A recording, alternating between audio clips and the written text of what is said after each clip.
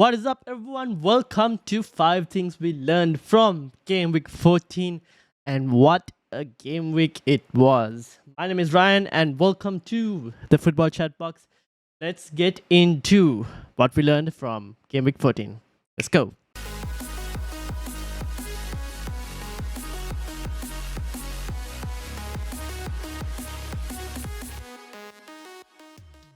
All right, in number 1, we've got new 3.9 million goalkeepers. Now, a few things I guess we should ask. Let's start with Liverpool and Kelleher. Now, I do kind of still maintain the fact that Alisson was a big part of why Liverpool kept clean sheets, and now Kelleher isn't a long-term fix or isn't in there for a long term. It seems like Alisson will be back in a couple game weeks. So if you have Kelleher, it's only if you have wildcard, the first wildcard still available, and you can get rid of him by game week, let's say 19, then okay. But with Dubravka, now there is a potential. We still kind of have to monitor and see, because Pope dislocated his shoulder. Now, if he is out and has to get surgery, the last time he got surgery, he was out for about 5 months. So we kind of had to wait and see with regards to this, and to see how long he is actually going to be out for. Dubravka could be a really good 3.9 million goalkeeper option. Now, where I thought Alisson was key to Liverpool keeping clean sheets, Pope is also really key to Liverpool keeping clean sheets. The one thing difference between Newcastle and Liverpool is that Newcastle's defense is still better than Liverpool's. That means Newcastle, even though Pope is lost, it might affect them clean sheet wise a bit, but I still think they should be able to keep clean sheets enough that Dubravka will offer good value. But the question here for Dubravka is, you need to ask yourself before you look to go and get him, especially for those with Areola and Turner, even myself. But I'm kind of locked out on triple Newcastle already, so I can't really go to Dubravka. But the question you need to ask yourself, if you can go to a third Newcastle player, is who are you missing out on by getting a Dubravka? Are you missing out on getting a Trippier? Are you missing out on getting an Isaac? Are you missing out on getting Anthony Gordon? Are any of these three players not like? Or let's say you don't. Maybe you can go without Isaac. You have one Newcastle attacker in Gordon, and then you have a Trippier and a Dubravka. That's completely fine.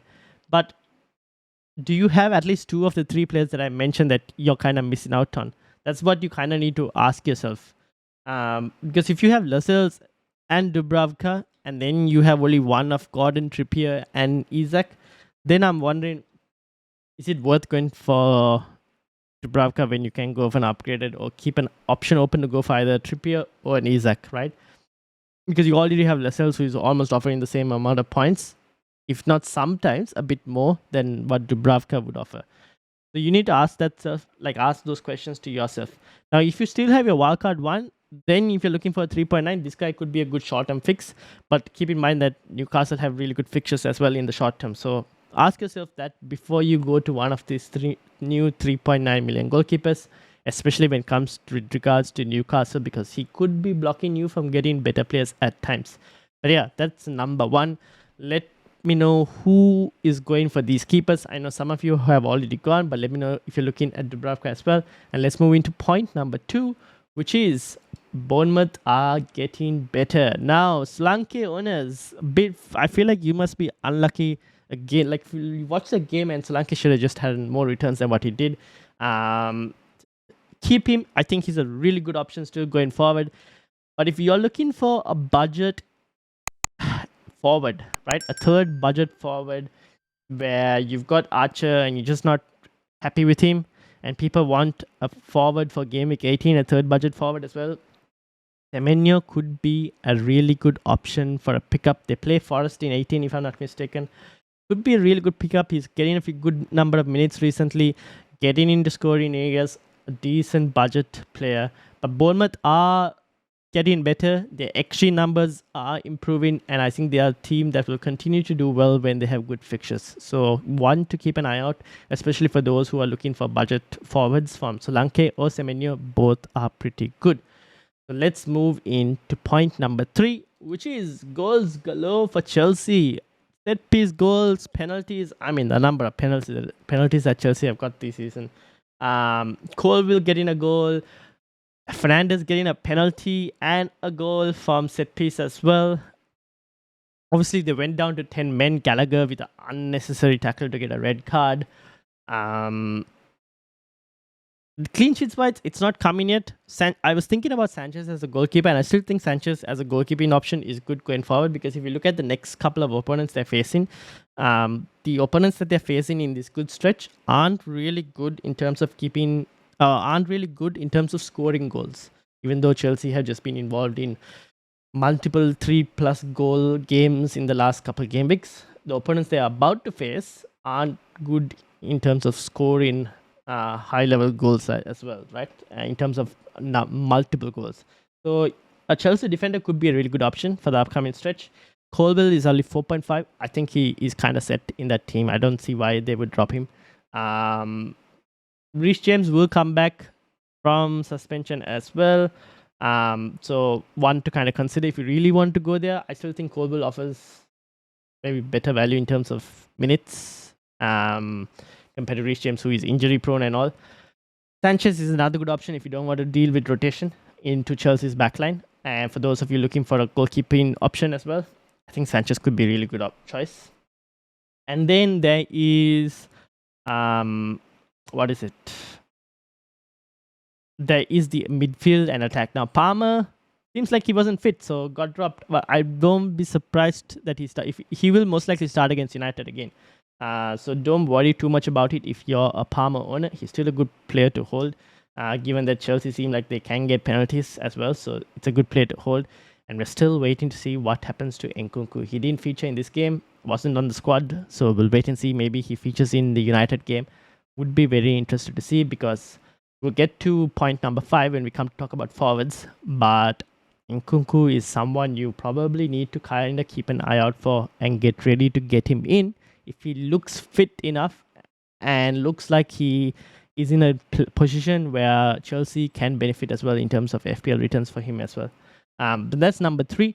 Let's move into number 4. Sheffield United are bad. Man, they got hammered 5-0 against Burnley. They are really bad. And Paul Heckingbottom, at the time of recording this, has been sacked. The first Premier League manager to be sacked by a Premier League club this season. Although I do feel bad for him, because Sheffield United are just not a good Premier League team, and they will continue to be targeted. I don't think they can bring in a manager who can keep them up, to be honest. They just don't have the quality. So they're still a good team to target. Liverpool, if I'm not mistaken, are the ones who have them up next. Let me just check that. Yep, Liverpool. Salah captaincy could be very interesting this week, because I don't know how will Klopp rotate Salah just because Sheffield United are so bad, or will Klopp take Salah off early because they are up by multiple goals and Sheffield United are so bad. I don't know. We'll see. But I think Salah captaincy is the favorite for now.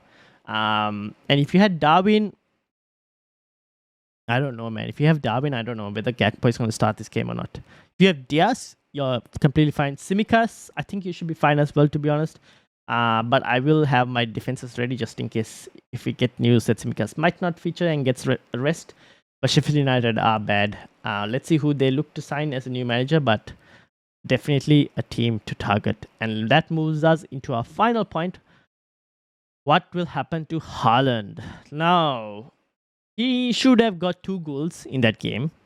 Should have got another assist as well that got ruled out. Or not got ruled out. Grealish was through goal.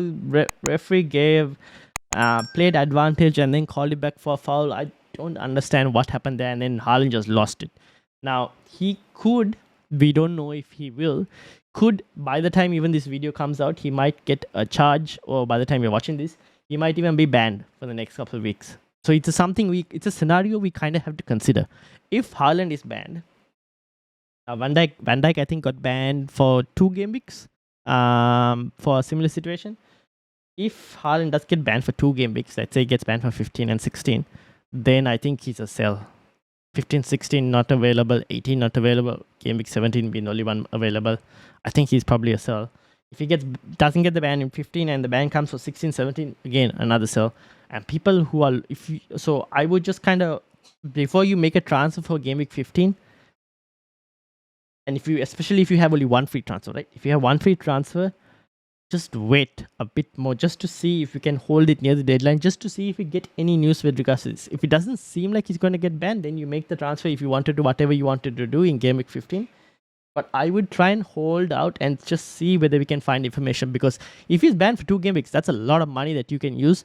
And I think if he gets banned for 2 game weeks, if he gets banned for 1 game week, it's not going to change much. But 2 game weeks, it'll change the template, and the template will become even more stronger, interestingly, because all the non-Haaland owners will be celebrating. The people who have Haaland are most likely going to shift to teams that are non-Haaland, and that's where the likes of Heung-min Son potentially comes in. People who want to get Son, who couldn't get before, now will look to get him. People who wanted to get Trippier, who wanted to get Trent. Alvarez could be back on the menu as well. A lot of moves that will force people to go towards these popular picks, and the template will be super strong after this. So it's something you kind of need to wait and see whether he is going to get banned or not. We don't know yet at the time of recording, but we will see. Let me know what you thought about it, and all the things that you learned from game 14. Let me know in the comments as well. We're currently 6 subscribers or 5 subscribers away from 600.